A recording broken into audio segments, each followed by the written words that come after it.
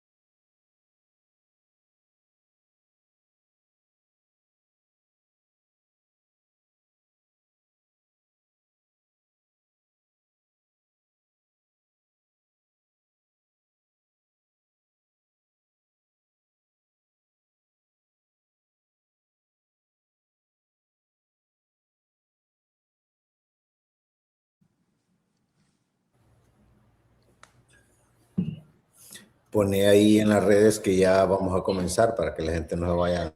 Hola Honduras, qué gusto poder saludarles. Bienvenidos al gran estreno de Sin Intermediarios. Es un placer poder estar con todos ustedes y gracias a todos los que ya se conectan a través de todas nuestras plataformas digitales en Sin Intermediarios.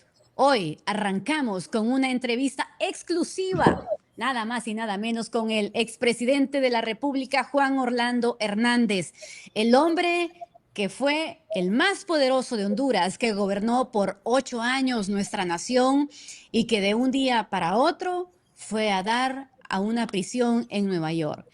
Luego recuperó su libertad. Hoy, tras haber recuperado la libertad luego de un indulto del presidente Donald Trump, lo recibimos aquí en Sin Intermediarios y le damos la más cordial bienvenida. Presidente Honduras, el mundo lo escucha. Buenas noches. Buenas noches, Edith. Buenas noches también a todo su equipo, al pueblo hondureño y a todos los que están conectados a estas plataformas. Es un placer saludarlas. Primero que nada, gracias a Dios porque se ha reconocido por parte del sistema judicial de Estados Unidos, la Corte de Apelaciones del Distrito Sur de Nueva York y el mismo juez Kevin Castell, que la sentencia queda anulada y además la pena de igual manera anulada y los cargos anulados.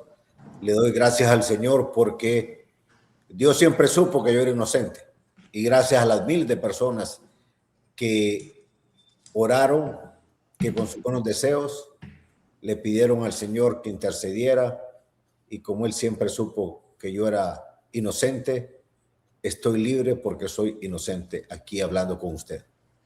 Y hoy precisamente no queremos hablar con el personaje político, queremos hablar con el hombre. Y le quiero consultar, abogado Juan Orlando Hernández, cuando se apagaban las luces en la celda, ¿qué es lo que pensaba? Bueno, siempre mi gran preocupación, más que Juan Orlando como persona, era cómo estaba mi familia, cómo estaban mis amigos.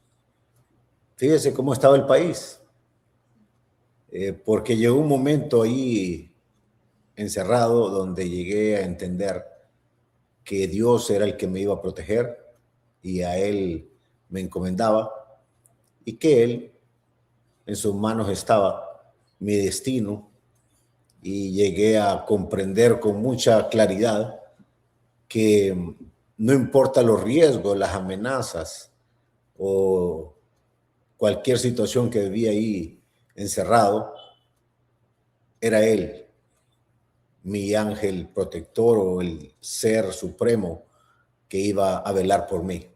Entonces me dejé de preocupar por mí mismo y más era mi preocupación por la familia. Afortunadamente fui bendecido por Dios con la familia que me dio, con la esposa que me dio, con mi madre, ambas muy fuertes en su fe, con mis hijos que estuvieron siempre conmigo y que decidimos sacar al mundo la información que teníamos para que pudiera conocerse la injusticia que habían cometido conmigo, con mi equipo, con la generación de hondureños que nos atrevimos a hacer lo que nadie quería hacer, porque todos los demás que pasaron antes que yo sabían que había un problema serio, grave, de violencia derivado del paso de la droga por Honduras, entre otras cosas. Pero yo no soy de eso. O sea, yo cuando sé que hay algo que hay que resolver, no puedo yo mirar para otro lado o hacerme de la vista gorda, como dicen, sino que había que enfrentarlo. Y finalmente, pues eso fue el argumento principal cuando yo le mandé una carta al presidente Trump diciéndole, revise por favor, y usted va a encontrar en los archivos de su propio país cómo estadounidenses dijeron y pusieron por escrito en reportes en el Senado, en la Casa Blanca, en el Comando Sur, en la DEA, en la CIA, en el Departamento de Estado, el Departamento del Tesoro, quién es Juan Orlando Hernández. Entonces le puse una cara en la carta y le dije, usted tiene la autoridad, presidente, para poder revertir esta injusticia. Yo no estoy aquí pidiendo clemencia, yo estoy aquí pidiendo que se revierta una injusticia. Y bueno, por eso estamos aquí, porque también el presidente Trump fue instrumento del Señor. Y debo reconocer también, Edith, que hubieron muchos hondureños que le escribieron al presidente Trump cartas, mensajes. También expresidentes de Centroamérica. ¿Como quiénes, por ejemplo? Yo quiero reservarme esa parte, prefiero que ellos en su momento lo van a decir, pero sí hubieron expresidentes de Centroamérica que escribieron una frase que me impactó mucho en la carta que leí, fue que dijeron, yo estuve ahí trabajando al par con el presidente Hernández.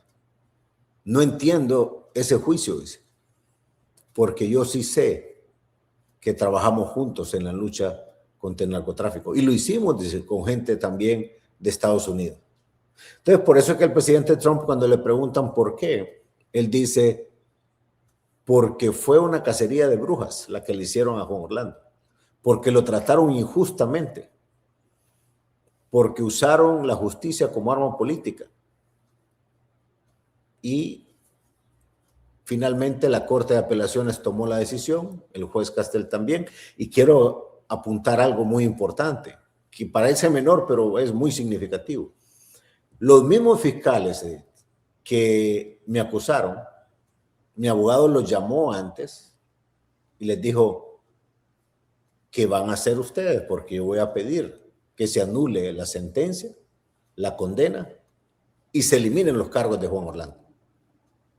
¿Se van a oponer o qué van a hacer? Y dijeron ellos, no nos vamos a oponer.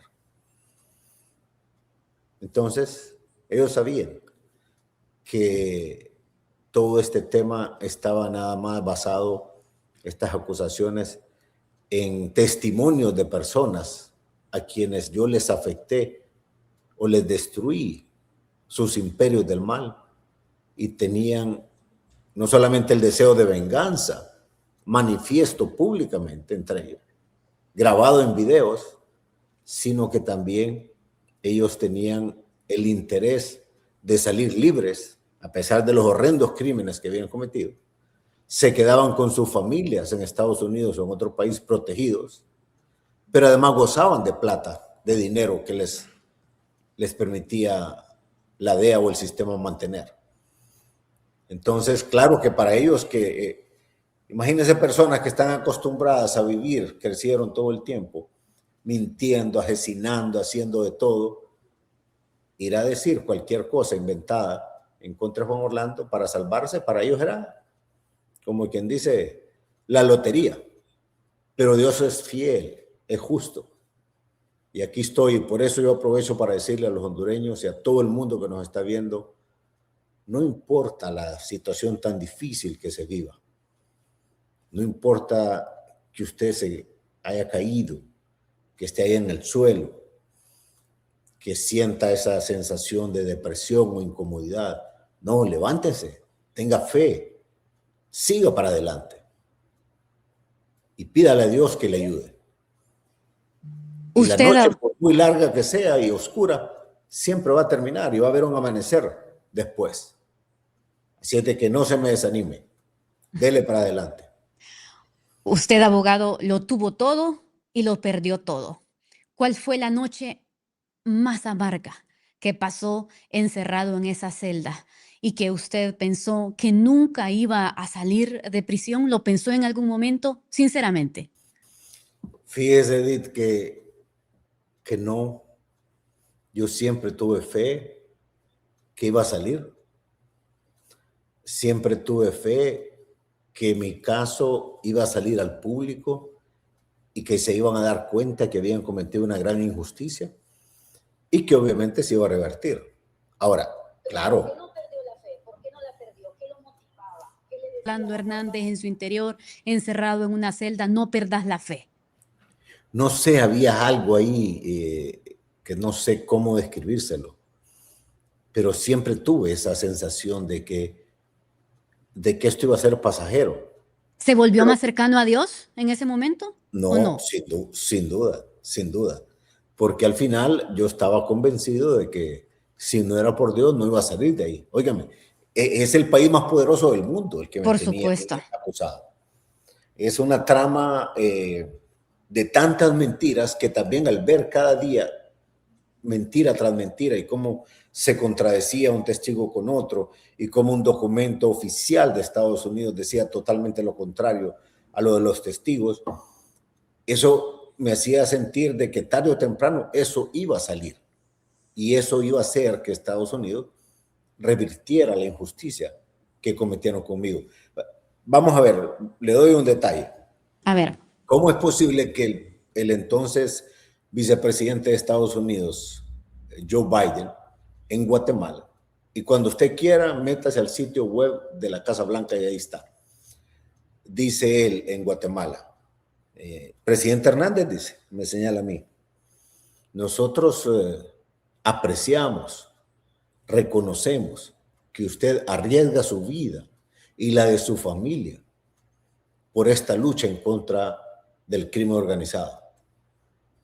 ¿Cuándo se ha visto que un gobierno hace una firma con Transparencia Internacional el segundo día de su gobierno para revisar las 5 carteras más importantes de su gobierno, incluyendo la de seguridad? Nosotros aplaudimos eso. Y después, usted me decía que le dijera detalles aquí, primicias. El vicepresidente Biden, cuando ya terminaba su mandato y había ganado Trump y el vicepresidente era el vicepresidente Pence, él me llamó y me dijo, presidente Hernández, quiero pedirle un favor. ¿Puede usted recibir una llamada del vicepresidente Pence? Que él se va a encargar de la transición. Y además yo ya le he hablado de usted. Le he dicho que usted en la región nos ayuda a manejar estos temas de lucha contra el crimen organizado y lo que era el plan de la Alianza para la Prosperidad en el Triángulo del Norte. Y me dice, ¿recibiría la llamada? Sí, le digo, con gusto. Y me llamó el vicepresidente Pence y hablamos.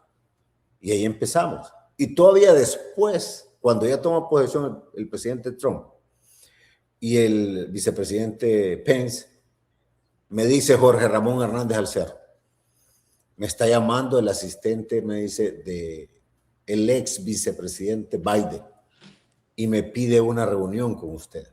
Estamos en Washington. Y le digo, oígame, mire, yo no soy diplomático, no conozco mucho de esto, pero se mirará bien que yo vaya ahí, si ahora el presidente es el presidente Trump. Y me dice, él es su amigo, él lo conoce, y si él quiere platicar con usted. Y entonces yo fui. Y ahí está registrado en lo que los que manejan el servicio secreto. Fui al lugar y hasta le hice la broma a Biden y le dije, ¿verdad que usted está instalando ya aquí su equipo de campaña? No, presidente, todavía no, me dice, vamos a ver más adelante. Bajo la administración de él es que me acusan a mí. Por eso es que hemos concluido nosotros que fue una operación para usar la justicia como arma política. No les importó, por razones políticas, destruir la reputación o querer destruir la reputación de un país, de una generación, que no solo ustedes, sino que todos los hondureños, comparta conmigo o no, saben que antes de que yo fuera presidente, las avionetas caían como moscas en Honduras cargadas de droga y que llegamos a ser el país más violento del mundo y que no lo enfrenté porque a mí tengo delirio de mártir o algo así, no, era porque era el problema más grave que los hondureños sufrían en el día a día, la violencia. Los jóvenes de hoy no saben lo que vivimos en aquella época. Pero lo recordemos en qué época, porque muchos jóvenes, y mire, ahorita tenemos muchas personas conectadas en la transmisión que estamos haciendo en Facebook y la mayoría también son muchos jóvenes. Entonces, cuando decimos esa época, abogado, ¿a qué época específica nos referimos? Y voy a aprovechar para hacerle esta segunda pregunta. ¿A quién culpa de su caída, de su encierro en la cárcel de Nueva York? Bueno, ¿cómo era Honduras en aquella época? Mire, cuando en el 2010 yo llegué a la presidencia del Congreso, me encontré con reportes diarios que me mandaban, donde a veces habían 50, 55, hasta 60 o 70 muertes diarias para un país de 8 millones de habitantes. Cuando partían las personas en pedazos y las metían en costales y les dejaban tiradas en una calle. Cuando miramos los videos en aquellas famosas casas locas, eran casas donde martirizaban a la gente, la asesinaban y la descuartizaban literalmente. Cuando los secuestros express, cuando la extorsión llegó a su mayor pico, ese era el país con que nos encontrábamos. Y yo, al darme cuenta de eso, me acuerdo que varios diputados me decían, no nos metamos en eso, que nos van a matar. Y les decía yo, pero ¿cómo podemos justificarnos nosotros mismos, estando en estas sillas, donde tenemos la capacidad de decidir, de mirar para otro lado, como lo hicieron los demás? Si este es el país de nosotros, es el país de nuestros hijos, de nuestros nietos. Esto casi está perdido. Y yo no puedo tomar la decisión de no hacer nada, porque no hacer nada es tomar la decisión de no hacer nada. Sin embargo, lo hicimos. Y lo hicimos cuando, usted recordará, en el 2009 asesinan al general Aristide González. Claro que lo recuerda. ¿Por qué? Porque andaba persiguiendo a una banda de policías que traficaban con droga. Un famoso Giovanni Rodríguez, que ese fue el nombre que le pusieron en la corte, y tuvieron el descaro los fiscales de ponérmelo de testigo en mi contra. Habiendo negado en Honduras que él había sido parte del asesinato de Arístide González. Y después fue parte del asesinato de Orlan Chávez, fiscal que trabajó conmigo en el Congreso para aprobar en el 2010, en junio, la ley para la incautación de bienes de origen ilícito y todo lo que fue después el tema de lavado de activos, para evitar el lavado de activos. Lo negó en Honduras en televisión y en Estados Unidos lo fue a reconocer. Y fue a decir que era que lo que yo quería era cerrar la policía porque quería instalar la policía militar como única policía. Ajá, y después termina siendo en la reforma policial, la depuración y la reforma policial, el ejemplo que Estados Unidos ponía para toda América Latina de cómo se hacía la reforma policial, la que nosotros hicimos. Ajá, y el fiscal de la época de Biden, ya cuando fue presidente, dijo, es que usaban la policía, dice, para el tráfico de drogas. Ajá, y el mismo Departamento de Estado de Estados Unidos había reconocido en documentos el Wilson Center, que es un tanque de pensamiento, y en el Senado, en la Cámara Baja, existen declaraciones bajo juramento que Juan Orlando Hernández, cuando fue presidente del Congreso, dicen, manejó la aprobación de la extradición y fue consistente porque fue el primero en aprobar las extradiciones cuando otros presidentes no la quisieron hacer. Y además decían, y estos son cables también, Edith, secretos que se desclasificaron, diciendo, Juan Orlando es un hombre de palabra. El presidente Hernández dice, tomó decisiones sin precedentes y los resultados son históricos.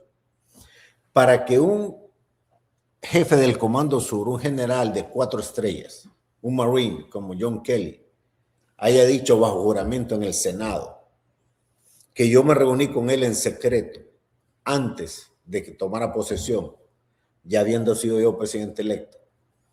Y él dice, él me planteó todo su plan de lucha contra el narcotráfico y cómo iba a hacer para levantar su país. Y me habló de extradiciones, de quitarle los bienes a los criminales, de reformar las instituciones, de mejorar el nivel de inversión en el país, pero que ocupaba apoyo. Y todavía él dice una palabra, dice, y yo le creo, dice, porque yo fui después a Honduras. Cuando un senador, como el senador Tom Carper, declara en el comité de le llaman Homeland Security, de Seguridad Nacional en el Senado, y dice, acabo de venir de Honduras, dice. Estuve con el equipo de nuestra embajada, hablando de los temas de seguridad. Estuve con el presidente Hernández. 2 tipos muy malos se acaban de entregar a las autoridades estadounidenses porque no aguantaron, no soportaron la presión del gobierno del presidente Hernández. ¿Sabe quiénes eran esos? Los cachiros. Ajá, ¿y cómo es posible que uno de ellos lo ponen de testigo en mi contra diciendo que el hermano de él había hecho una videollamada desde allá de Colón, de Bonito Oriental, cuando en esa fecha no había ni servicio de videollamadas? Y el hermano en las declaraciones que le dio a la DEA y a los fiscales dice que nunca me conoció, pero no me permitieron presentar eso. Y todos ellos sabían que había un reporte todos los años de un conjunto de agencias de la DEA, de la Guardia Costera, del Comando Sur, de un montón de agencias, más universidades, que mandan un informe al Departamento de Estado. Y el Departamento de Estado lo manda en nombre del presidente de Estados Unidos al Congreso, diciendo cada año todos los logros que yo tenía en mi gobierno, y todos los años con ese informe certificaron que el gobierno de Honduras era un socio confiable en la lucha contra el crimen organizado. ¿Usted cree que me hubieran dejado entrar a la Casa Blanca si hubiera sido cierto lo que los fiscales o lo que los delincuentes decían? o al Congreso, o estar en la CIA, en las oficinas principales, hablando con la directora de operaciones internacionales de cómo hacíamos operaciones para controlar el paso de la droga en el Atlántico. Y de eso quedaron unidades especiales en Honduras.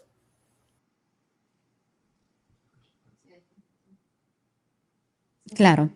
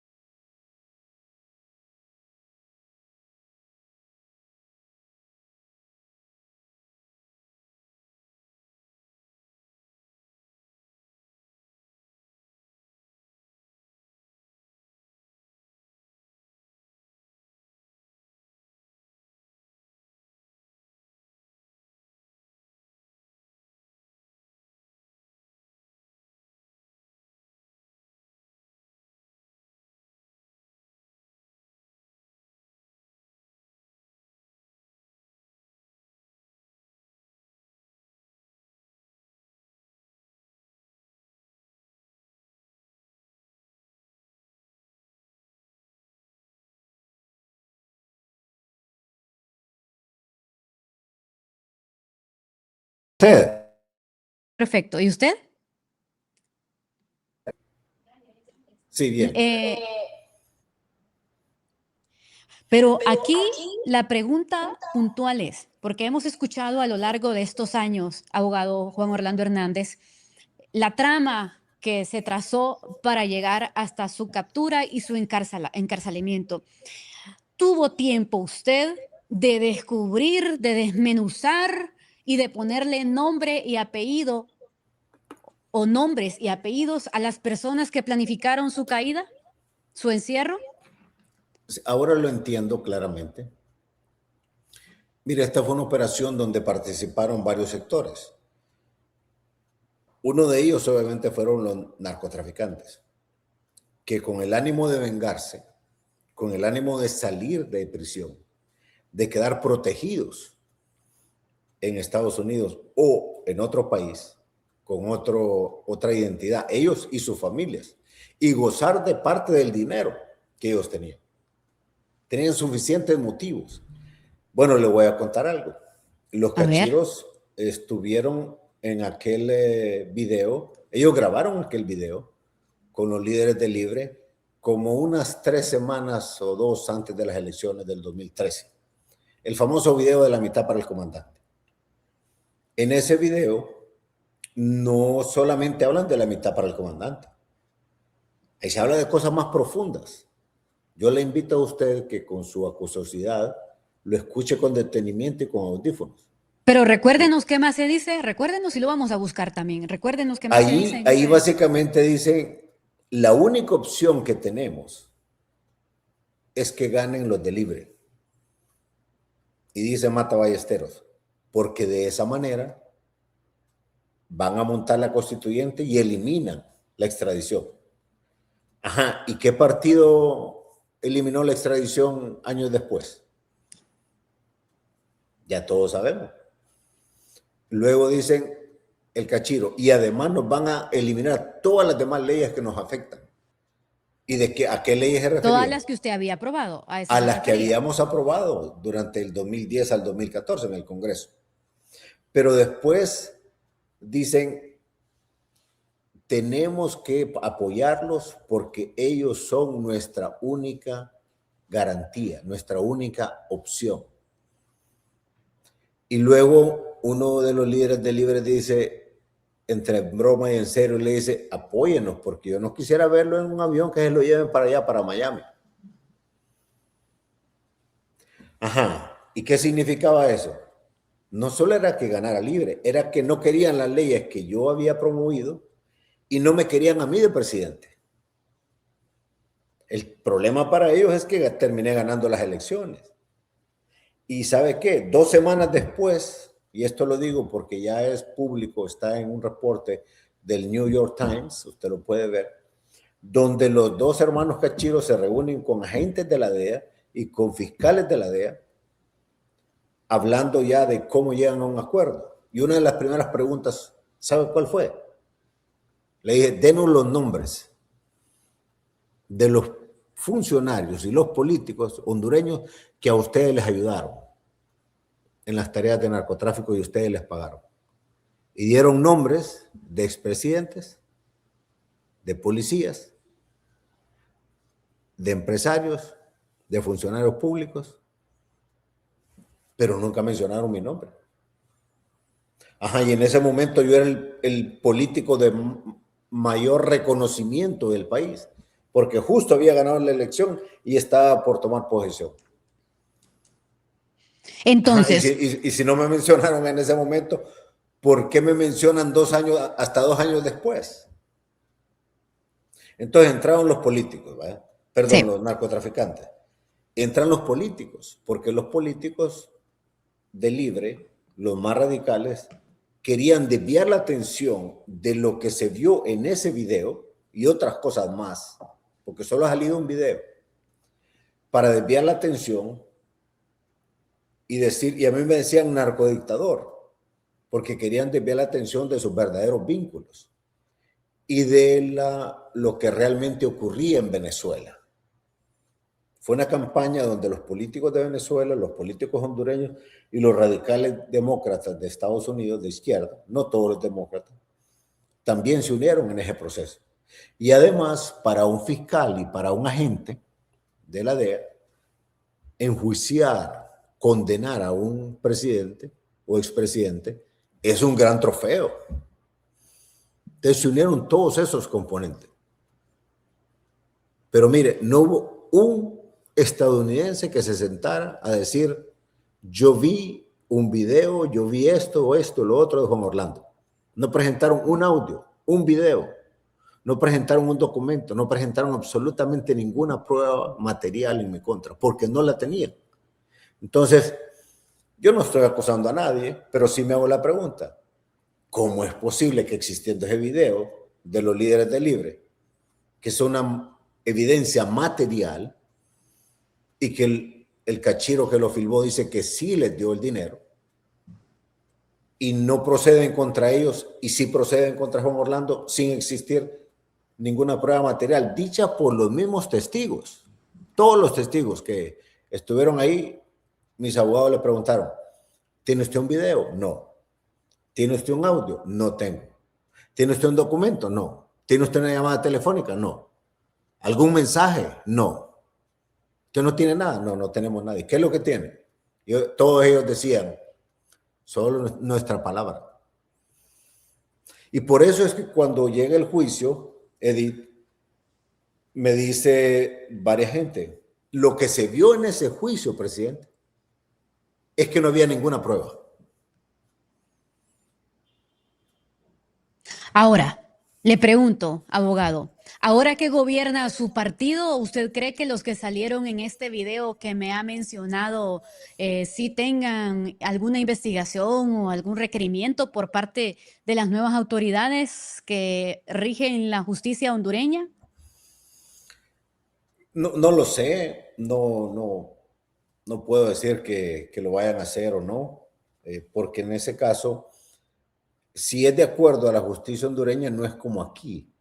En Estados Unidos hay una figura que se llama la conspiración. Y la conspiración, Edith, vamos a ver, es como... La prueba puede ser como lo siguiente. A mí me dijo que mi tío había visto, o yo escuché que mi compadre dijo tal cosa, y ya con eso lo acusan a usted. No importa si hay pruebas fehacientes o contundentes. En Honduras no, en Honduras es diferente. En Honduras debería de verse, ok, le entregaron uno el dinero a alguien. Bajo los estándares de Honduras, los estándares de América Latina y de Europa, eso no ocurriría. Por eso es que yo insisto que lo mío fue una persecución política. Querían deshacerse de un opositor político para pavimentarle el camino y que llegara libre al poder. Ahora, aprovechando lo que usted me ha mencionado, abogado Juan Orlando Hernández, de que nunca presentaron un audio ni un video para poderlo acusar formalmente y que fue una persecución política. Pero aprovechando este contexto de lo que estamos hablando, en los últimos días sí han trascendido unos audios supuestamente en donde se le vincula a usted con varios políticos hondureños y también otros presidentes de otras naciones. ¿Son suyos o no esos audios? No, absolutamente no. Mire, ustedes conocen cuál es mi voz. Yo, y máxime que usted ha sido una persona de medios de comunicación y los hondureños que me han escuchado por, vamos a ver, 8 años de presidente, 4 años de presidente del Congreso, 4 años de secretario del Congreso, que todos los días salía en las noticias porque leía las actas o las mociones o lo que fuera. Todo el mundo conoce mi voz. No tiene ningún sentido pensar que esa voz que está en esos audios es la mía. Para nada. Es más, Contra de las personas que difundieron estos audios si no son los suyos, si no es su voz, mire, abogado. yo estoy esperando que un equipo de España que se ofreció a hacer una revisión profunda del tema ya desde el punto de vista técnico, forense, criminalístico, me presenten un informe en detalle. Entonces, ahí evaluaremos cómo vamos a proceder, porque hoy en día tenemos que entender que usando inteligencia artificial, la voz suya se la pueden clonar, se la pueden multiplicar, y de repente usted está dormida y de repente está haciendo una llamada en vivo o hasta físicamente puede estar aparentemente en una cámara y tal vez usted está descansando. Eso es cierto. Eso es peligrosísimo. No solo para Juan Orlando, porque es lo mismo que me montaron durante años, una campaña negativa para justificar el juicio. Entonces, mira hasta dónde llegué yo, el sufrimiento de mi familia. Me quitaron todo, me quisieron destruir. Como no me pudieron asesinar físicamente, me quisieron asesinar políticamente. Y quedarme desterrado por el resto de mi vida en otro país sin regresar a Honduras. Por eso es importante darse cuenta que ahora con este tema del internet o de las redes sociales o de la inteligencia artificial, le pueden destruir en segundos la vida o la reputación a alguien y la persona cree en algo que no es cierto. Es por eso hay que tener cuidado y hay que sentar precedentes. Yo Sin duda. hoy, con el permiso suyo, no quiero profundizar más en esto, porque en las próximas horas tendré la información técnica contundente para referirme al tema, no solamente porque yo sé que no es cierta, esa no es mi voz, sino porque además, desde el plano meramente pragmático, cuando salen ahí unos videos con las personas que supuestamente yo estoy conversando, yo no me trato de esa forma, me trato de diferente forma. Y hay Por supuesto. un audio en particular que dice que ocurrió el 30 de enero. No, con esa persona yo solo he hablado una vez y fue antes del 30 de enero. Pero dejémoslo Bueno, ahí para cuando salgan vamos los a estar documentos que estoy pendiente. esperando. Y se Vamos a los voy a estar compartir. pendiente. Estaré a la expectativa y estoy segura que todos nuestros seguidores también lo estarán para obtener esa primicia que nos va a dar el expresidente Juan Orlando Hernández. Pero hay una pregunta, abogado, que todos aquí, el equipo de Sin Intermediarios, muchos amigos que también se han conectado a la transmisión y que le mandan también saludos, unos que son de Libre, otros liberales, otros también del Partido Nacional que están viendo esta entrevista, me dicen, pregúntele a Juan Orlando Hernández si ya está listo para regresar. ¿Qué está esperando para venir? No me lo conteste todavía. No me conteste, porque están a la expectativa de saber cuál es su respuesta. Porque a continuación vamos a hablar de temas de país, desde su experiencia gobernando Honduras por 8 años. ¿Qué cosas está haciendo Nasri Tito Asfura que están funcionando y qué cosas no? Se ha elevado el alto costo de la vida. Entendemos que hay una situación en Medio Oriente, pero desde su experiencia, ¿puede hacer más el gobierno para aliviar un poco esa carga pesada de los hondureños que ya no aguantan tanto golpe al bolsillo, abogado Hernández? Bueno, Edith, primero hay que reconocer que la gente está sufriendo mucho en Honduras. El país vive una situación muy difícil. La gente pobre y de clase media no le ajusta sus ingresos para poder cubrir sus necesidades. O sea, el costo de la vida está altísimo. Encima se viene este problema de la guerra de Irán y Estados Unidos. El petróleo se dispara. Eso trae como consecuencia que se disparan también. Se dispara todo en términos de costo de la vida. La gente siente que no hay empleo. La gente del agro siente que no hay rumbo para dónde vamos. La gente, por ejemplo, yo hablo con mucha gente que consigue mi número que tenía antes de Honduras, me manda mensajes o yo llamo para agradecerles y lo primero que me sacan es el tema de la situación del país. Hay gente que me dice, mire, presidente, ahí en las instituciones públicas hay funcionarios que tienen a gente de libre trabajando con ellos y les creen. Y yo les puedo decir una cosa, no hay mejor colaborador o funcionario empleado que los acompaña, los ministros, que alguien que quiera que le vaya bien al gobierno del presidente Tito Afura, que quiere que le vaya bien a Honduras. Los que están ahí los van a boicotear y los están boicoteando. Sáquenlos. Sáquenlos. No le den más vuelta al asunto. Yo no soy sectario, pero soy pragmático. Hay tanta gente en el Partido Nacional y de repente también en otros sectores que quieren que le vaya bien a Honduras. Pero hay gente que le está apostando al fracaso del gobierno del presidente Afura. Ahora, no quiero que me tomen como defensor del gobierno del presidente Afura, sino que quiero ser muy franco y pragmático, por lo que yo ya viví. Mire, Libre y Narrala se encargan de montar una narrativa destruyendo el proceso electoral ya en el conteo final, en el escrutinio. Y sacaron unos audios, igual que estos, de falsos, que ya van a terminar de salir y descubrirse la verdad. Pero eso golpea al gobierno que va entrando. Golpea el proceso electoral y golpea al presidente electo.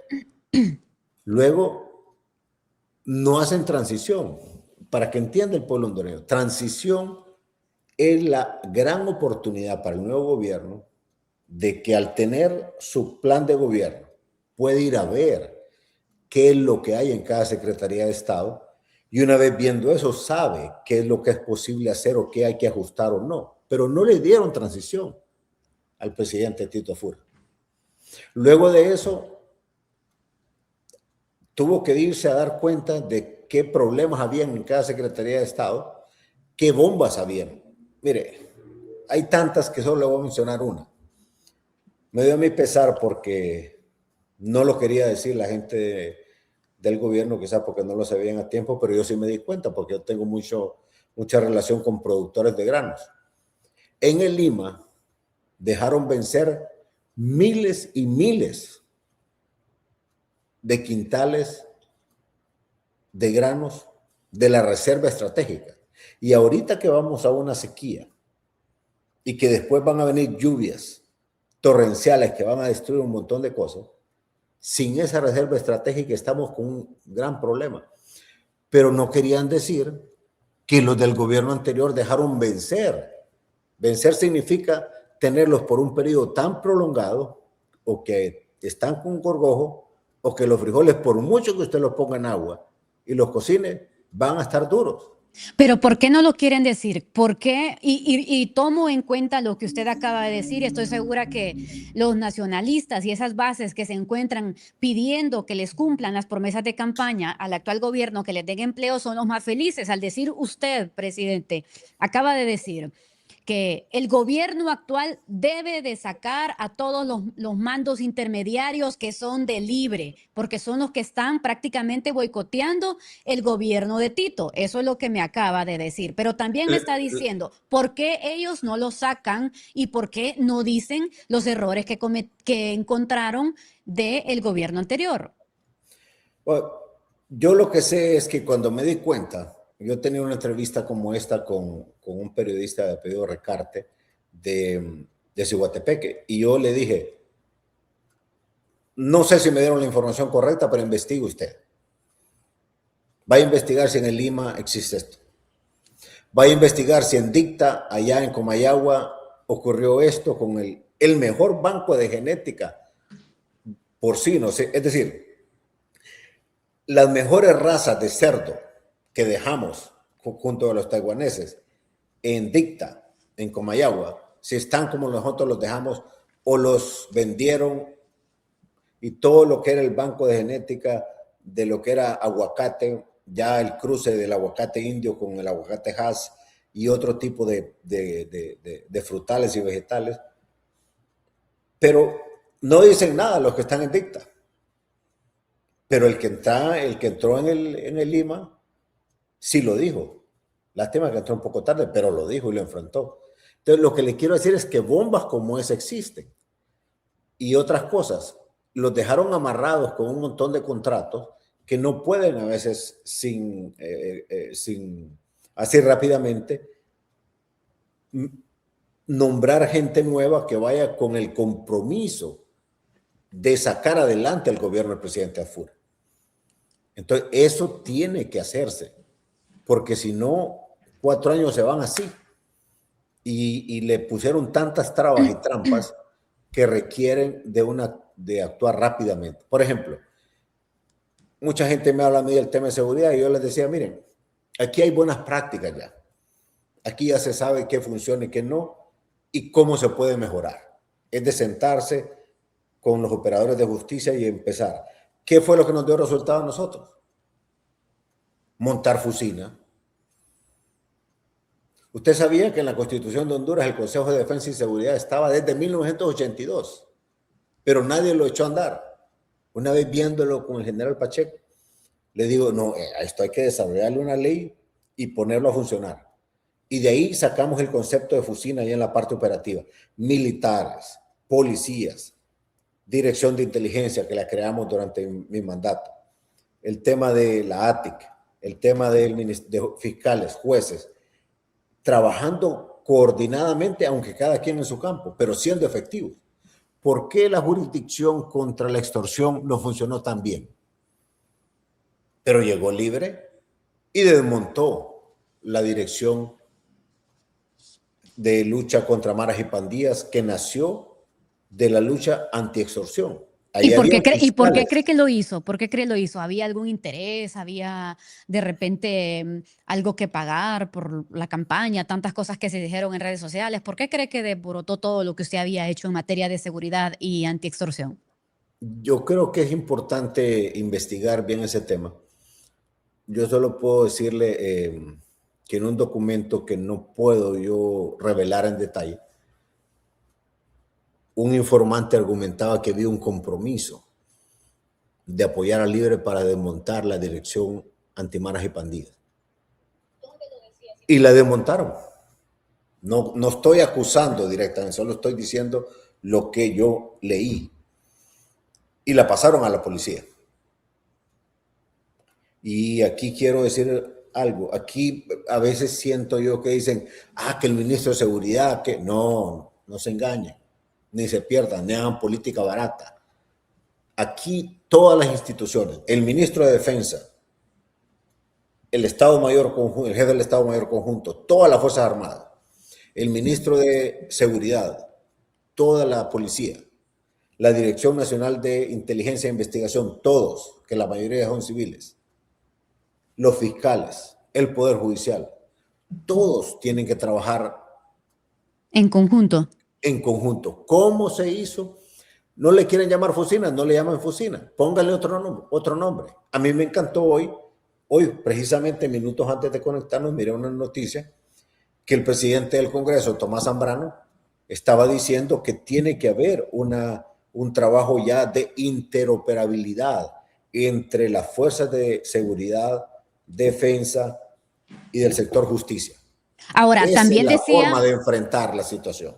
ahora, también decía Tomás Zambrano, abogado Hernández, que para que los militares vengan y apoyen, la policía debe de pedirlo, debe de solicitarlo, decía también este día el abogado Tomás Zambrano. Y usted sabe, por años ha habido de una u otra forma cierta rivalidad entre policías y militares. ¿Cómo hacer que eso quede a un lado? Pero dígame ese de sí y no. ¿Qué No, quiere decir con no, ese sí o no?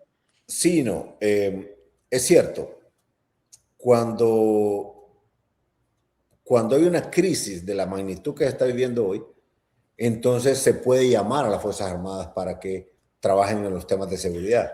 Es decir, que por Pero los altos índices de criminalidad que hoy en día tenemos, sí o sí deben de trabajar en conjunto para darle la seguridad al de a pie, porque de repente los que hoy no gobiernan, ellos andan en carros. Ahí miraba un video donde se miraba bajar a la designada presidencial que anda en una Prado del año, cuando antes eso se criticaba. Entonces, ellos andan con seguridad, andan con autos, aunque el presidente solo ande con 2 carros y son sus propios carros, pero eso no quiere decir que muchos de sus funcionarios no lo anden y andan con su propia seguridad. En ese sentido, quien necesita la seguridad es el hondureño de a pie. ¿Debe o no volver entonces la policía militar a la, las calles? la verdad, Edith, es que todos necesitamos eso. Porque yo le voy a dar un consejo a todos los funcionarios públicos. Yo no lo entendía así al principio, cuando era presidente del Congreso. Porque yo les decía, no, hombre, ¿para qué hacen esa bulla con las, ¿cómo se llaman? Las sirenas y todo eso. Y al final hubo alguien que llegó, me habló con calma y me dijo, mire, presidente, era presidente del Congreso, es que a veces no es porque le quieran hacer daño a usted como Juan Orlando, es porque el mundo criminal quiere mandar un mensaje al Estado y van a matar a un presidente del Congreso. Y esa es una forma de amedrentar a la gente, como lo hicieron en los 80 y en los 90 allá en Colombia. Y usted puede ser la mejor persona sin meterse en nada de seguridad o andar en otros temas, pero si asesinan a un funcionario público, comienza una escalada de amedrentar a la gente. Usted sabe que un embajador hondureño en Washington recibió una delegación del FBI y a la misma hora yo estaba recibiendo al embajador de Estados Unidos diciéndome del atentado que los Payas tenían en mi contra. Los Payas y unos mexicanos. Y yo les dije, ok, vamos a tomar las medidas, pero nadie va a decir nada aquí. Porque yo no quiero que la gente se amedrente y que vayan a dejar de hacer lo que tenemos que hacer. Se supo hasta 2 años después. Los Montes Bobadilla también. Los Cachiros también. Ahí están en los videos de mi juicio. Como 7 intentos de asesinato. Pero si yo me pongo a que eso salga al público, el riesgo es que la gente se amedrente, se entra en temor, en pánico. Y no podíamos nosotros correr ese riesgo. Pero volvamos a editar el tema de lo que decía el presidente Tomás Zambrano, que el presidente Adfura le había mandado esas reformas. Esas reformas. Y yo le insisto en algo. Cuando le decía sí y no, Fuerzas Armadas en general pueden actuar a petición de cuando la policía diga que necesita refuerzos, que hoy los necesita porque no es la policía que nosotros dejamos. Usted sabe que cuando entró este nuevo ministro no había un director de policía esperándolo. ¿Cómo así? Se fueron. ¿Cómo es posible que una organización jerarquizada como la policía o las Fuerzas Armadas, alguien abandone su puesto sin esperar el relevo? Pero apartando eso, hay una serie de problemas. Y además, aunque la policía hubiera sido la misma policía que nosotros dejamos, fortalecida con todo transporte, inteligencia, tecnología, en número, bueno, una policía de primera, no era suficiente. Entonces, en Honduras no podemos darnos el lujo de pensar que solo la policía va a resolver el problema de seguridad. Usted tiene que acompañar con los militares. Y cuando le decía yo sí y no, es que la Constitución ya dice que la policía militar de orden público, por eso le decimos de orden público, tiene la obligación, las Fuerzas Armadas, de participar en los temas de orden público. No ocupa invitación. Por eso creamos la Policía Militar. Y el Congreso tiene la capacidad de decir, ampliamos el número de policías militares. Lo que usted tiene que hacer es un patrullaje, saturaciones permanentes, pero también tener la efectividad de tener un fiscal, por ejemplo, en el tema antiextorsión, un juez. Edith, yo me iba a reunir en privado con ellos. Le decía, señor fiscal, ¿ocupa algo más para su trabajo? Señora juez, ¿y usted qué necesita? Porque eso los hacía ser más efectivos ahí. Y como usted decía, no tirarse la culpa el uno con el otro. De su experiencia, que gobernó 8 años, ¿qué le recomienda a Anas Riasfura en materia de seguridad? ¿Qué funcionó y qué no en los 8 años que usted gobernó, abogado Hernández? Primero, que el dinero de la tasa de seguridad se lo entreguen a los operadores de justicia. Que de todas maneras la ley así lo dice y lo único que tienen que hacer es cumplir la ley. Porque no puede ser que para cuidar la vida de la gente, los bienes de las personas o de las empresas, se esté pensando de dónde va a sacar el dinero. No, ya está la tasa de seguridad. Para eso es. Pero lo otro es la operación coordinada de los entes de justicia, llámese fiscales, jueces y luego los de seguridad, policía, militares, en un equipo coordinado, cada quien haciendo su función, pero sin tirarse la pelota, ¿me entiendes? Si solo está la policía, no va a poder la policía sola. Porque es un país que tiene poco presupuesto y que para tener el estándar que dice Naciones Unidas de gente cuidando la seguridad del país, necesitamos unir Fuerzas Armadas y policías. Por eso es que se acuerda que en el 2013 una de las grandes temas de debate era, los de Libre decían, militares de regreso a sus cuarteles, ¿se acuerda? Claro que me acuerdo. Y yo decía, militares a las calles a cuidar a su pueblo. Porque como una vez le dije a un coronel que me dijo, cuando yo era presidente del Congreso, es que mire, dice, si nos mandan a eso de tareas de seguridad con los policías, nos vamos a contaminar. Le digo, ¿y dónde vive su familia? ¿Y usted en qué país vive? Y no sabe que esta es una guerra prácticamente, cuando tenemos 55 muertos diarios. O sea, toquémonos el corazón. Y ustedes no pueden ser unas Fuerzas Armadas impolutas en un país que está perdido prácticamente. Y ahí creamos la Policía Militar. Y me dijeron dictador por eso. ¿Y hoy en materia de seguridad está perdido el país o todavía está a tiempo de encauzarse?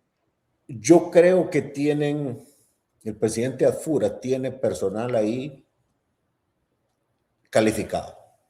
¿O es momento de hacer cambios en materia de seguridad? No, eso solo él lo sabrá. Lo único que le puedo decir yo, por respeto al presidente Adfura, es que la persona que tiene en el Ministerio de Seguridad conoce muy bien la situación, porque él fue parte del proceso de reforma. Pero también sé que no es justo pensar que la policía lo va a resolver todo y que tienen que entrar las Fuerzas Armadas también en respaldo, que tienen que entrar los fiscales, que tienen que entrar los jueces, que tienen que entrar la Dirección de Inteligencia e Investigación. Es el mismo concepto, Edith, que teníamos en el Consejo Nacional de Defensa y Seguridad y después lo desarrollamos en Fusina. No le llamen Fusina, póngale otro nombre, pero ya se sabe qué es lo que funciona. Y no hay criminalidad que aguante o que resista cuando toda la institucionalidad del Estado está unida en un solo puño. Muy bien. Bueno, y a propósito del presidente Nasri Asura, de manera breve, precisa y concisa, ¿cuál es su criterio de estos primeros 100 días de gobierno? ¿Qué cosas se ve que van por buen camino y qué cosas no? Apartando lo de la seguridad, que ya lo hablamos, que debe de hacerse ciertos ajustes, por llamarlo de algún modo, abogado Hernández. Mire, yo le voy a repetir lo que le dije a él el día que lo declararon candidato electo, que por cierto es la última vez que he hablado con él, la única y última vez. ¿No ha hablado con él? No, ¿Por no, qué? no, porque yo he tratado de mantener una regla. Los expresidentes conmigo, cuando fui presidente, fueron muy respetuosos. Nunca me llamaron para decirme, haceme este favor o hace esto, lo otro. Cada quien tiene su espacio y yo debo de respetar eso. Entonces me he mantenido al margen de eso. Pero yo sí creo que él fue un extraordinario alcalde y que tiene un ímpetu por resolver, por entregarle a la gente resultados. No me cabe la menor duda que él está con esa gran intención. Ahora bien, en un gobierno de un país como el nuestro y como en cualquier otro, no es suficiente con que el presidente tenga el buen deseo o se mate todos los días eh, eh, o le entregue alma, vida y corazón. Es también que el equipo le responda. ¿Y el equipo que tiene le responde hasta el momento, según Yo, su percepción? yo diría que el problema que tienen en este momento es que se están reajustando a una realidad que no sabían que existía, no por culpa de ellos. La perversidad de la gente de Libre y narrarla, porque al final son lo mismo, aunque digan que no.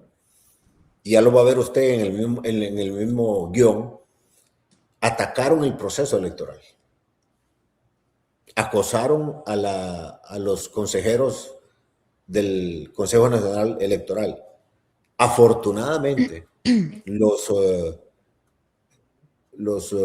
observadores y también las Fuerzas Armadas dijeron, vamos a respetar los resultados de la declaratoria del Consejo Nacional Electoral. Esa fue la primera crisis que afectó a este gobierno. Segunda, no hubo transición. Tercero, no había presupuesto. Y mientras esto, han encontrado un montón de bombas o de minas ahí. Entonces están como limpiando el camino y enterándose para echar a andar esto. Pero no puedo yo desconocer que hay una enorme inquietud porque la mayoría de la gente en Honduras está altamente endeudada. La mayoría de la gente en Honduras tiene un problema serio de flujo de caja en su día a día. Y la solución a través de la historia de la humanidad, de comunistas, de socialistas, de capitalistas, cuando se dan esas crisis, es poner dinero en la calle. ¿Y eso qué significa? Pues bueno, generar empleo desde el gobierno, apoyarse en cooperativas, en cajas rurales, en organizaciones de productores, en bancos, en cualquier institución, para mover la economía y generar confianza, para que fluya el dinero. Pero a Para que eso propósito, y termine en perdón, poner perdón que lo dinero en la interrumpa, bolsa, perdón, para per- poner dinero en la bolsa y comida en la mesa. perdón que lo interrumpa, porque es una pregunta que no debo de obviar, porque me acaba de llegar justo en este momento a mi celular, a mi WhatsApp, abogado Hernández, un, un informe de la actualidad del país según la AIBA. Oiga muy bien, esto es un informe, un análisis, una investigación que hicieron en temas en materia de económica.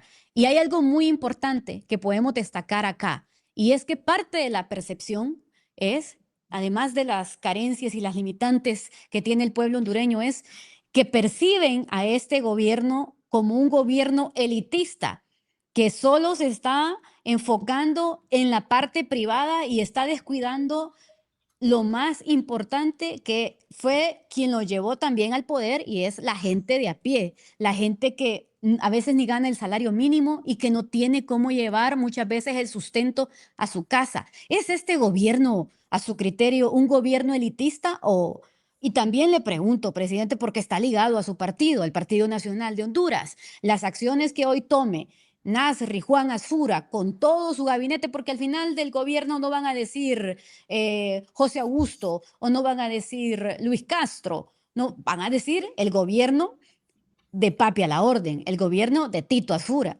¿Todo eso le va a beneficiar o afectar al Partido Nacional de cara a las próximas elecciones? Pero retomando a lo que le mencionaba, este estudio de la IVA dice que la parte de la percepción también están diciendo que es un gobierno elitista.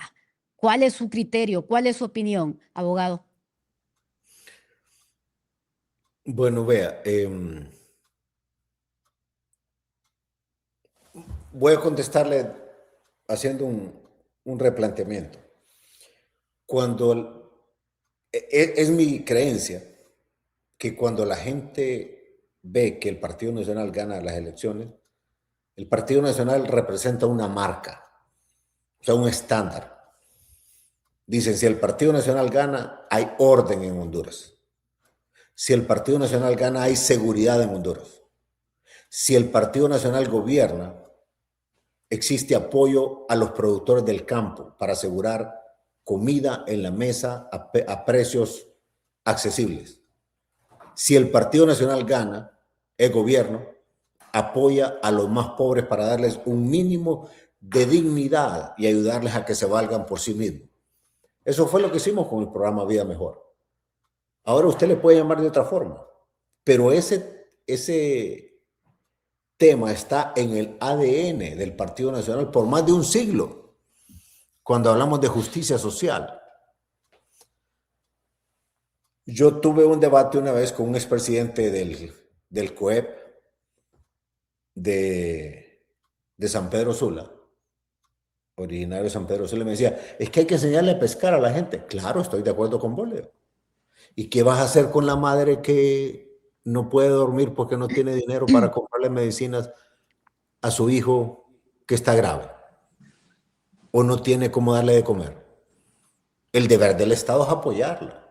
Y con ese apoyo que le dábamos, el bono vida mejor, le condicionábamos a que su niñito chiquito lo llevaba al centro de salud a revisión. Y que su niño, cuando tenía edad de kinder, escuela o colegio, iba a ir al kinder, a la escuela y al colegio. Pero además, Edith, las capacitábamos en autoestima con los de mejores familias, con los guías de familia, que en abril del año 2014 ya estaban todos en la calle, tocando casa por casa a la gente más necesitada. Claro, el presidente Asfura no puede hacer eso porque le entregaron una bomba y tiene que ver cómo va ajustándose ahorita. Pero también con este programa Vida Mejor, nosotros llegamos a que las mujeres que recibían el bono Vida Mejor llegaron al punto de que las capacitábamos en cómo ahorrar y después de ahorrar $20, les poníamos $20 de contraparte y luego tenían su propia empresa y salían alegres, felices, abandonaban el bono y decían, ya soy dueña de mi propio negocio. Eran Pero microempresarios. eso, hoy nada de eso sucede. Entonces, ¿con eso me está respondiendo la pregunta, presidente? Lo que pasa es que también no puedo yo desconocer de que no han tenido el tiempo suficiente y les boicotearon el proceso de transición. Ahora bien, sí siento yo que cuando uno está en esos cargos de ministro o diputado o alcalde, uno tiene que afinar el oído y escuchar a la gente, sentir el clamor de la gente. ¿Escuchando el clamor de la gente? Entonces, si uno escucha el clamor de la gente, usted puede entonces decir, esto no está bien, hay que hacer esto, hay que hacer lo otro. Porque si la situación se deteriora muy rápido, puede ser demasiado tarde para el país y para el mismo partido. Entonces, el mejor acompañamiento que le puede hacer al equipo inmediato, al presidente Asfura, es trasladarle el sentir y pensar del sufrimiento del pueblo hondureño, de las aspiraciones del pueblo hondureño. Porque a mí no me cabe la menor duda, y se lo dije a Tito ese día y se lo repito hoy a usted.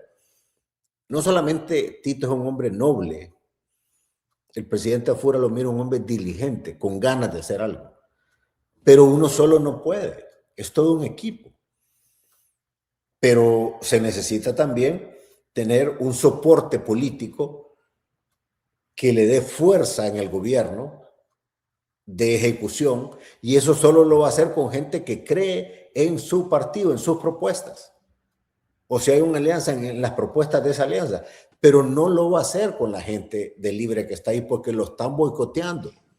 Por mucho que un ministro se encariñe con alguien que está ahí, error grave. Y lo otro es que nosotros tenemos que entender que ahorita viene un problema, hay un problema de sequía, viene el fenómeno del Niño, no va a haber producción de primera. O sea, ahorita las lluvias de mayo no son suficientes para producir lo que deberíamos, y después van a venir grandes tormentas de junio a octubre. Entonces se necesita apoyar al productor y a la gente del campo, inclusive hasta con bolsas solidarias. Y se lo digo, ¿sabe por qué? Porque ese empresario decía, no, ¿y para qué le van a dar bolsas solidarias a la gente? Le digo, lo que pasa es que vos nunca has aguantado hambre. El Claro. que nació en cuna de oro y no sabe lo que sufre el pobre, el luchador, o el que quiere salir de la pobreza trabajando y emprendiendo, no entiende esas dificultades. Pero si alguien es empresario y su papá le heredó garantías, como a mí me ocurrió que mi papá me heredó garantías, yo podía ir al banco, presentaba una garantía y me prestaban para hacer el hotel, para hacer mejoras en mi finca o en la hacienda, porque tenía garantías. Pero el que no las tiene, para eso era crédito solidario. Edith, nosotros teníamos un crédito solidario que era prestarle 5,000 lempiras a una persona de un grupo de 5 que eran solidarios entre ellos. O sea, si no pagaba uno, pagaba el otro. Pero esos 5,000 lempiras los pagaban en cuotas semanales, en 6 meses. Cuando terminaban de pagar, si era buen pagador, se le prestaba el doble, 10,000, por 6 meses más. Y después de esos 6 meses más, 20,000. Y al cuarto ciclo, ¿sabe qué? Las cooperativas, bancos y financieras y organizaciones privadas de financiamiento los andaban buscando como clientes. Usted sabía que con una tablet pequeñita, así como un teléfono, nosotros con una fundación Capital alemana hicimos un programa para las mujeres que recibían el bono Vida Mejor y les enseñábamos sin saber leer y escribir a jugar con esas tablets y aprendían a ahorrar y a manejar un pequeño negocio. Y después felices ellas de abandonar el bono. Eso es sacar gente de la pobreza, y como yo le decía a los banqueros una vez, miren, les digo, ustedes no entienden que estamos trabajando, creando clientes para ustedes. Y luego voy al agro. El acceso al crédito especial para el agro es clave. Ahora, aquí me están cayendo, no se imagina cuántos mensajes. Y me dice, me encanta escuchar al presidente Hernández. Dígale que lo queremos de vuelta en Honduras, pero que también, y aquí son personas del Partido Nacional, que interceda por ellos, dice, porque andan ahí pidiendo trabajo y como decimos popularmente, los hondureños no le paran bola a las bases del Partido Nacional. ¿Cuál es su opinión? Mire, yo quiero ser respetuoso con el presidente Afur y su gobierno, pero también tengo que ser justo de cara a mi experiencia. Lo primero que yo hice, no estoy haciendo recomendaciones ni sugerencias, solo contando mi experiencia. Cuando yo llegué a la presidencia del país, dije yo, aquí hay 2 pilares importantes que yo debo tener sólidos. Es mi partido, porque es el grupo de hondureños que por las creencias que nos unen van a estar ahí conmigo. Usted se acuerda que yo competí con Ricardo Álvarez y yo lo fui a traer como mi candidato a designado. Yo me fui a visitar a cada uno de los principales líderes que estaban con Ricardo y a subirlos a bordo.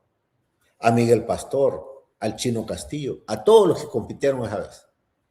Porque necesita tener unido el principal bloque de soporte político que es su partido. Y para eso tiene que darle resultados. Pero además viene el otro beneficio.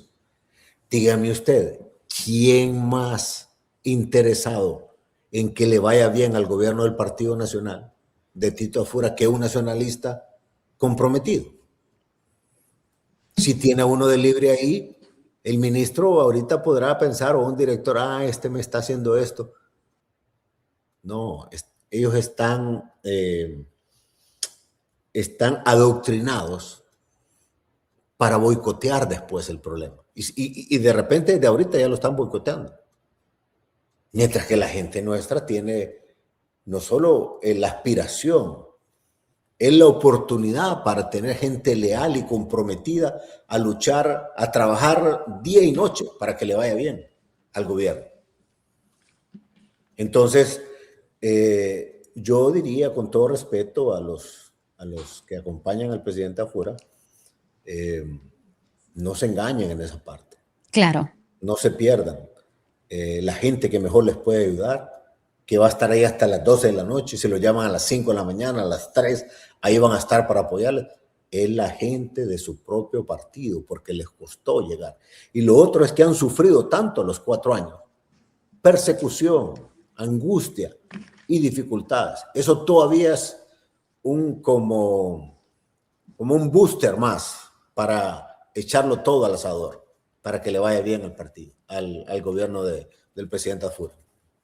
Presidente, ya estamos casi en el cierre del podcast Sin Intermediarios y hay muchas interrogantes que le queremos hacer porque la gente quiere escuchar también a su líder, a la persona que admiran y otros también que no lo admiran ni tampoco usted es su líder. Entonces aquí tenemos comentarios de todo tipo, pero hay una pregunta que me están insistiendo que le haga. Me dicen, Edith, pregúntele a Juan Orlando si volverá a lanzarse, si viene a Honduras, si se va a volver a lanzar como candidato a la presidencia. ¿Sí o no? De forma puntual, presidente. No, Edith, mire, mi prioridad es aprovechar el tiempo que Dios me ha permitido. Se lo voy a poner de otra forma.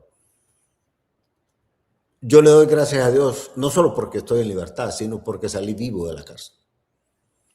Y un día voy a contar qué pasó ahí. Y si algo yo siento en mi corazón es aprovechar el tiempo, porque recuperarlo ya no puedo, ya pasó. El tiempo que me queda de vida con mi familia, que por estar en la política, en el servicio público, yo estaba en mi casa, un domingo, cenando con mi familia y mi cabeza estaba en otro lado. Me levantaba de la cena a hablarle a un ministro, a esto y lo otro, y no les daba la atención que ellos se merecían. Sin embargo, en la cárcel, ellos fueron los que estuvieron conmigo todo el tiempo, sin distinción. Entonces, esa es mi prioridad. Y además tengo que contar mi historia porque se lo debo no solamente a Honduras y a Estados Unidos, se lo debo al mundo, para que nadie vuelva a pasar lo que yo pasé, una persecución política. Tengo que contar esa historia, escribir un libro, un documental o una película, eso no es de la noche a la mañana, requiere tiempo. Aquí tengo otra. Obviamente que si yo veo que mi país va a volver a caer en manos de estos que estuvieron los últimos 4 años, y si yo puedo decir algo y si yo puedo hacer algo, claro que lo voy a hacer. Muy bien. Pero de ahí mi prioridad, Edith, es mi familia y contar mi verdad. Otra pregunta. ¿Qué sabe Juan Orlando Hernández que podría cambiar el rumbo de Honduras puntualmente? No, yo puedo contar mi experiencia. Conozco algunas cosas. A eso me refiero. No, sin comentarios. ¿Quién tiene más miedo de su regreso? Yo más bien le preguntaría a usted, que es una persona inquisitiva y que conoce esa sensibilidad de la gente. Pero ¿Por qué me pueden tener miedo a mí? Le pregunto yo a usted. Sin comentarios. Otra pregunta. Si pudiera llamar al expresidente Porfirio Lobo Sosa, ¿qué le dijera? Si lo tuviera de frente, ¿qué le dijera? Fíjese que yo, recién salido de la cárcel, hablé con una persona, un líder cristiano, que sé que habla con él, y le dije, hágame un favor, dígale al presidente Lobo que quiero hablar con él. Pero él había accedido y después salió con todo ese montón de, no sé cómo decirle, pero entre crueldades, barrabasadas. Y dije yo, ya no puedo quedarme callado porque es el honor de mi familia, es el luto que merece mi familia, el respeto a mi madre. Y no puedo yo dejar pasar que quererle echar la culpa a otro de lo que no pudo hacer él como padre. Dije yo, no puedo dejar pasar eso. Entonces ahora me he dedicado a no seguir comentando ese tema, pero no puedo permitir que siga diciendo cosas que no solamente no son ciertas, sino que son perversas. Que alguien se las haya querido instalar, él sabe cuál es la verdad. A mí me dijo alguien que investigó el caso de Said Lobo que le mostraron un video a Pepe Lobo y le dijeron, mire, esto fue lo que pasó antes, aquí está grabado. Él sabía muy bien qué estaba pasando. Y después me doy cuenta de por muchos periodistas y también gente que investigaba los casos, que era lo que realmente ocurría.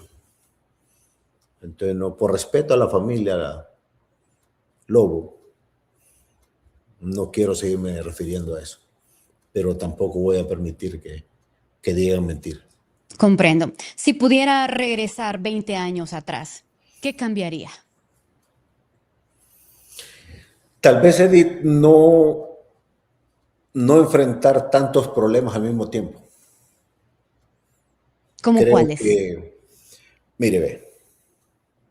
¿Enfrentar a los narcos? ¿Se arrepiente de enfrentar a los narcotraficantes en Honduras, abogado? No. Y se lo voy a decir con estas palabras. Me dijo el abogado Colón la primera vez que me vio, solo tenés 2% de posibilidades de salir vivo de aquí, ganando el juicio. 98% vamos a perder porque es un juicio de conspiración. Cualquier cosa se vale como prueba aquí. Así es de que hay que negociar. ¿Cómo le digo? Así me dice. Esa es la única salida que tenés. No, le digo. Nunca me vuelva a decir eso. Y me dijo él, ¿tenés idea que la única forma de regresar a Honduras es en un ataúd el día que te mueras en la cárcel? Y le digo, usted sabe que hay cosas más grandes que eso. Que es la verdad. Es la imagen y el nombre de mi familia, del equipo que me acompañó, de la generación de hondureños que se atrevió a hacer lo que otros no quisieron hacer. Y además, algo más grande, las vidas que cayeron en esa lucha. Hay gente que nunca me vuelva a decir eso. Y me llenó de orgullo cuando mis hijos me dijeron, yo les dije, hijo, yo no me arrepentiría a pesar de estar aquí donde estoy, de lo que hice en esta lucha. Y me dijeron, papá, hiciste lo correcto y estamos de acuerdo con vos. Su hermano Tony, ¿tiene la esperanza que un día salga libre? Yo creo ¿Trabaja para ello? Yo creo que va a salir porque el juicio mío está basado en el de él y cuando yo miré todo lo que fue el juicio de él, no encontré absolutamente nada que lo vinculara a él. No puedo hablar más porque está en un proceso de revisión, pero sí le puedo asegurar yo que así como le dije al embajador de Estados Unidos, James Nealon, que Tony tenía que venir a Estados Unidos a hablar con los fiscales y los agentes de la DEA que lo entrevistaran por los rumores que había en aquella época, él vino y le dije, y sin garantías. No porque yo quería que viniera y que lo regresaran, sino que viniera a dar la cara. Y si había un problema, pues ahí tenía que enfrentarlo. Así somos nosotros. en mi familia. Que usted lo había entregado a Tony. ¿Cómo dice? Algunos de la oposición decían más bien que usted había entregado a su propio hermano en aquel momento, ¿recuerda? Mire, dos cosas.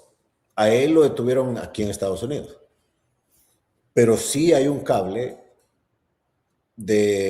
desclasificado donde dice que yo estoy platicando con un funcionario de Estados Unidos y le digo, si ustedes me hubieran entregado a mí las pruebas fehacientes de que Tony estaba participando en eso, yo soy el primero en decirles, aquí está. Y usted puede preguntarle al que fue ministro de Seguridad, al que fue canciller, al que fue fiscal, al que fue ministro de Defensa, que en una plática yo les dije, investíguenme si es cierto esto de Tony o no.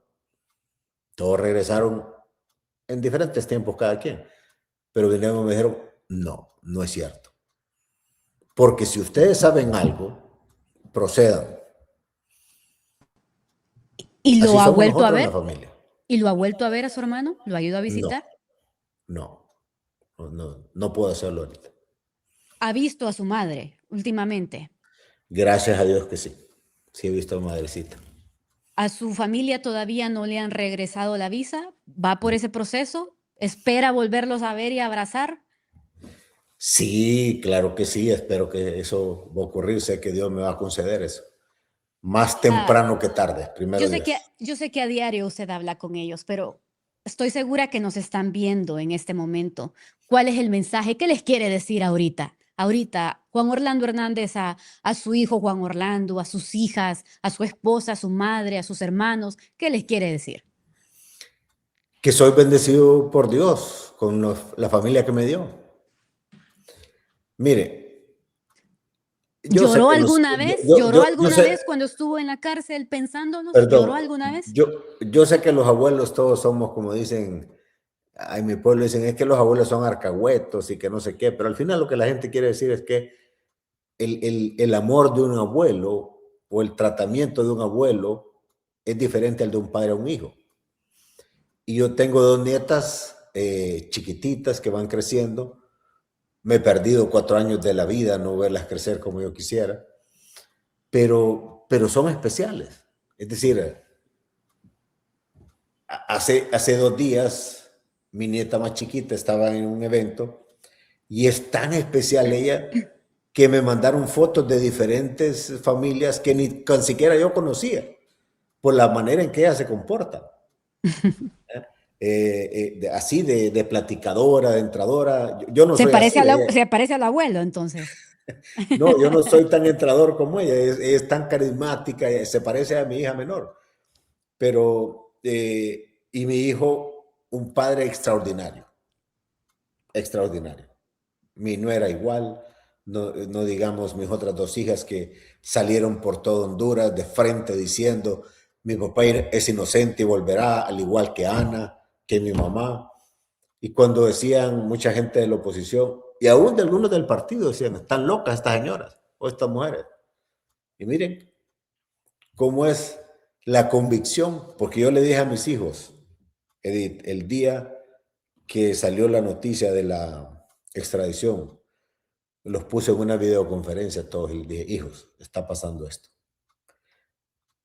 Tengan la plena seguridad que yo voy a enfrentar esto. Tarde o temprano se va a aclarar que soy inocente. ¿Y sabe qué fue lo más hermoso ese día? Que todos me dijeron, papá, te conocemos. Y después le dije a mis hijos, estudien mi caso, ayúdenme. Y encontraron cosas que yo ni me acordaba de. Como por ejemplo, usted sabe lo que es que el jefe del Comando Sur, el jefe de la Guardia Costera, representación al más alto nivel de la DEA, de la Casa Blanca, llegan a mi oficina en el Consejo de Defensa y Seguridad a entregarme un reconocimiento por la interdicción de drogas que nosotros hacíamos en la región. Sin embargo, eso no me dejaron presentarlo en el juicio. Entonces, mis hijas y mi esposa se convirtieron en las voceras que hicieron que esta historia mía se conociera en Estados Unidos, llegaran a investigar allá, les explicaron ellas todo lo que tenían y los investigadores empezaron a revisar más y más hasta que empezó a surgir en los medios de comunicación en Estados Unidos. y el señor Roger Stone, Matt Gaetz, hicieron entrevistas y empezaron a divulgar la información. Hasta que decidí mandarle una carta al presidente Trump exponiéndole todo y le dije, usted tiene la autoridad, presidente, de revertir esta injusticia. Claro. Y no lo Claro. haga solo por lo que yo le voy a decir, investigue aquí, aquí, aquí y allá. Y por eso es que él después dijo, y me siento bien, dice, al haber indultado. Pero lo otro poderoso de este caso es que no solo fue el presidente, fue el otro poder del Estado, la Corte de Apelaciones del Distrito Sur, que dice, se elimina la sentencia y la condena. Y el juez que me juzgó dice, se eliminan todos los cargos. Pero además los fiscales que me acusaron dicen, no nos oponemos, porque ellos sabían qué había pasado.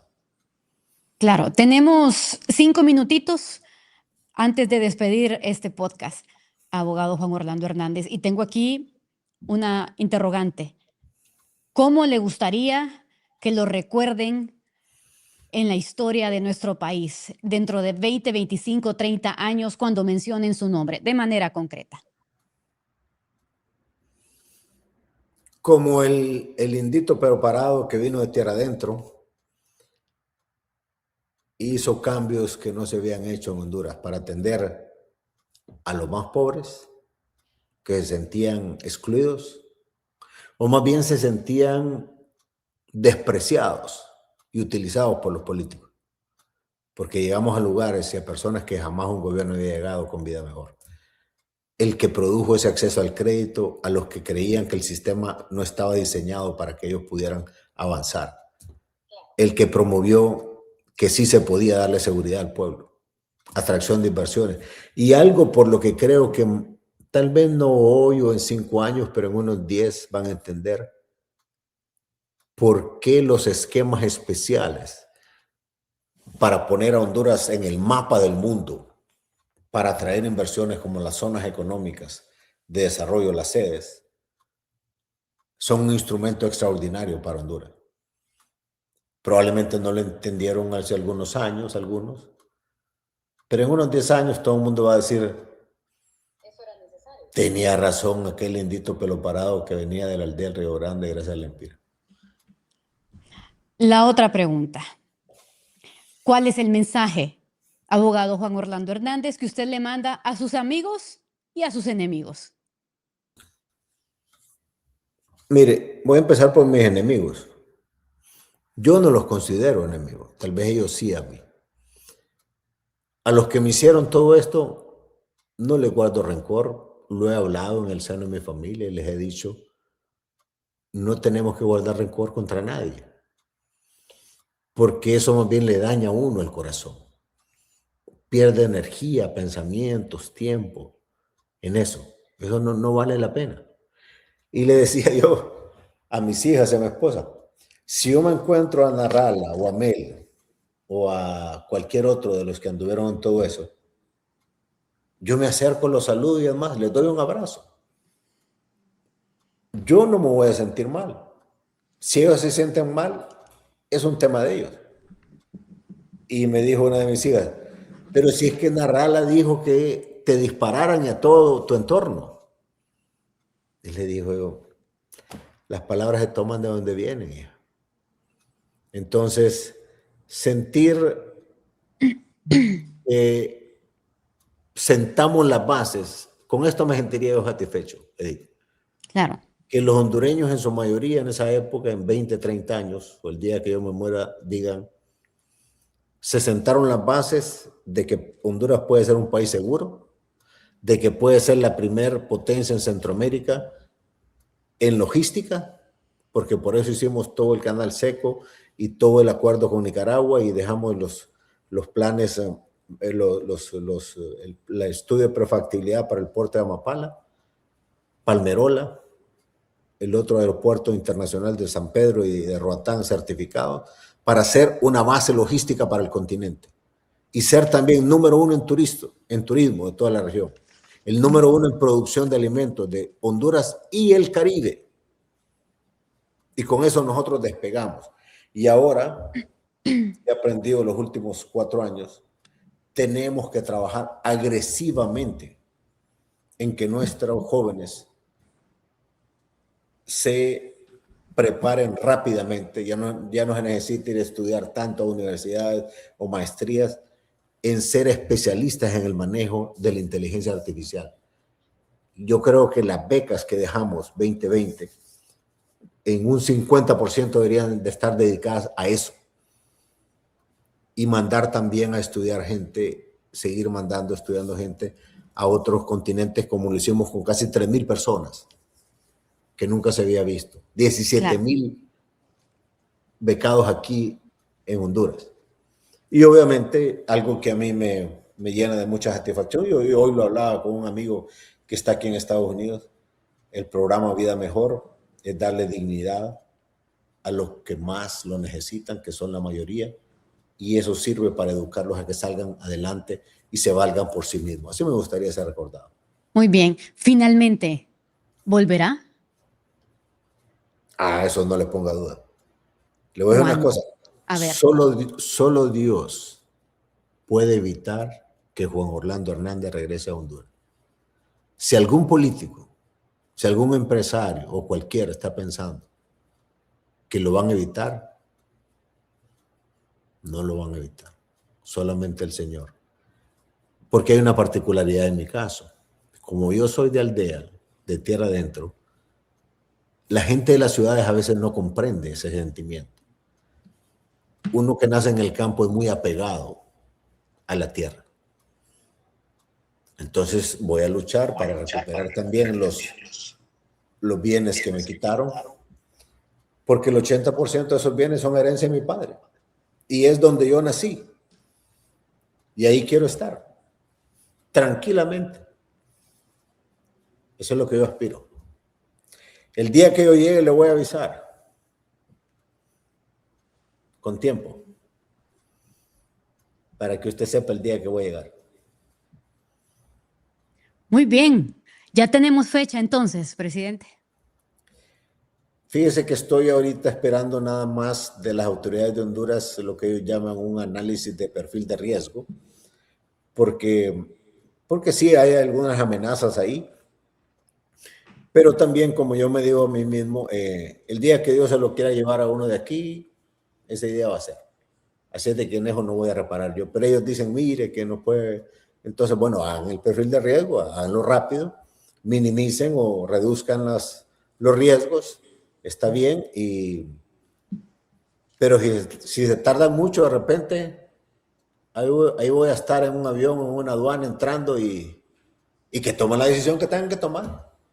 ¿Ya tiene planificado su retorno? ¿Cómo será? ¿Lo recibirán las bases del Partido Nacional o cómo se imagina su regreso? Fíjese que me siento muy, como le dijera, agradecido, con mucha gratitud en mi corazón.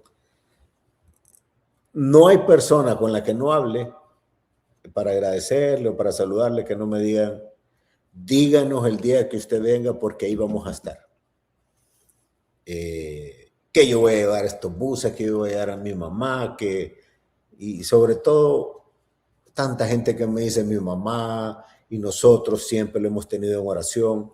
Ana me mandó este teléfono, Edith, que es un teléfono viejo, donde al conectarse otra vez los mensajes, encontré mensajes que no había visto yo después de que me salí de mi casa y me fui con la policía.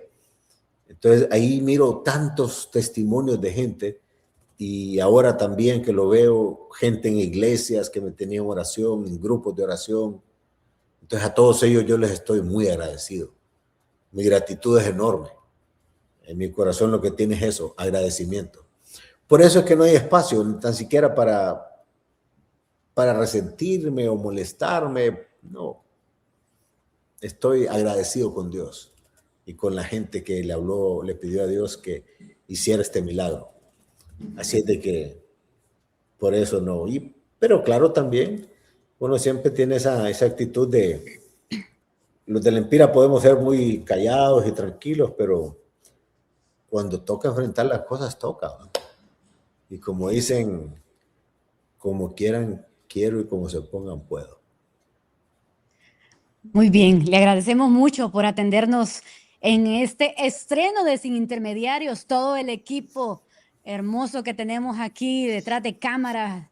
Abogado Juan Orlando Hernández también le agradece y por supuesto todos nuestros seguidores en las redes sociales. Muchísimas gracias por habernos atendido. Con usted podemos abordar muchísimos temas y estoy segura que va a haber más tiempo más adelante para hacer otras entrevistas y abordar otros temas que de repente no los pudimos evacuar. Pero sí, sin duda ha sido una plática muy amena. Le agradecemos por habernos dedicado estos más de 60 minutos aquí en Sin Intermediarios. Sus palabras finales, abogado Juan Orlando Hernández. Bueno, antes de agradecerles, hay algo que se me quedaba ahí porque alguien me comprometió hoy de una aldea muy humilde de Copán a que me refiriera a eso. Miren, ¿se acuerda que yo decía, y los hondureños lo saben, yo decía que el Partido Nacional es una joya que hay que cuidar? Y yo creo eso firmemente porque los países que tienen instituciones fuertes son países que avanzan. Y yo quisiera que hubieran partidos también igual de fuertes que el Partido Nacional, porque eso es garantía para el país. Pero es importante que las autoridades del partido comprendan que es importante activar el partido, porque va a haber un proceso electoral después. Este gobierno termina. Lo peor que nos puede pasar es volver a pasar por la tragedia de los últimos 4 años, que hasta ahorita comienzan a medio desenredar en el Congreso, fiscales y periodistas de investigación, y aquí en Estados Unidos que están investigando mucho también eso. Entonces no podemos descuidar al partido. Hay un nuevo liderazgo, hay gente nueva, hay que buscar que más jóvenes ingresen, igual que lo debe hacer el Partido Liberal, igual que lo debe hacer Libre y los otros partidos que nazcan, que la juventud tenga ese espacio. Pero no es justo que el Partido Nacional esté cerrado, que no esté haciendo su labor. Y su labor no es únicamente estar en todo diciendo que sí al gobierno, es escuchando a la gente, trasladando esas inquietudes, abrazando los problemas, los sentimientos y las aspiraciones del pueblo hondureño. De ahí, Edith, pues quiero felicitarla a usted, a su equipo. Creo que este es un instrumento extraordinario para aportarle al país. Los felicito. Un honor que me han hecho ser el primero en estar aquí.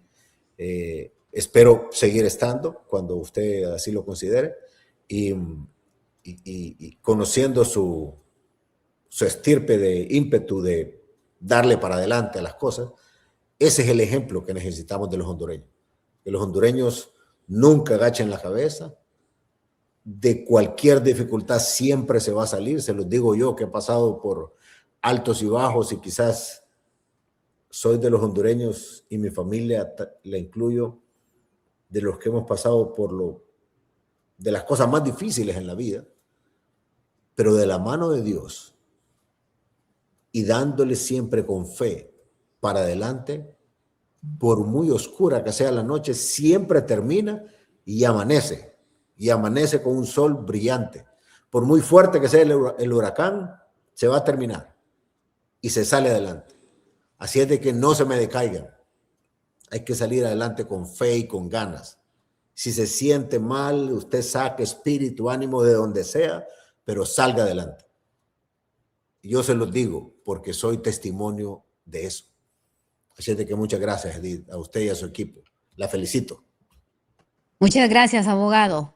Vemos a un expresidente hondureño con mucha resiliencia y más sabio también, más sabio. Así que esperemos contar con más entrevistas para abordar otros temas más adelante. Muchísimas gracias, abogado Juan Orlando Hernández. Ha sido un placer poder estar esta noche con todos ustedes. A todos los que se han conectado en las redes sociales. Tenemos cientos de mensajes por todas nuestras plataformas. Les invito para que toda la semana estén pendientes de los cortos. Vamos a hacer los diferentes cortos de lo más importante, lo más viral, lo más polémico, lo más humano que ha dicho el abogado Juan Orlando Hernández esta noche en el estreno de Sin Intermediarios, a todo el equipo maravilloso de este podcast. Muchísimas gracias también, que ha estado desde muy temprano haciendo las pruebas, probando el equipo, probando las luces, y han hecho un trabajo maravilloso. Y también a usted por estar siempre pendiente de todas nuestras plataformas digitales. Este es un espacio para usted. Es un espacio sin intermediarios, en donde el invitado va a poder hablar sin ningún pelo en la lengua, como dicen aquí nuestros colegas. Va a poder decir lo que quiera. Vamos a poder analizar también las diferentes situaciones que está atravesando el país, porque espacios hay muchos, pero en donde se tocan y se abordan los temas sensibles de Honduras y que no representen intereses de los grupos de poder son muy pocos. Este es un espacio suyo, del pueblo hondureño, de los que camina a pie, de los que se ganan el día a día con el sudor de su frente, con el trabajo digno y honrado. Este espacio de Sin Intermediarios ha sido creado para darle a conocer a quienes nos gobiernan en qué están fallando a través de los diferentes sectores que de una u otra manera analizan el panorama político en Honduras. Gracias. Gracias a todos por habernos sintonizado en Sin Intermediarios. Hasta la próxima.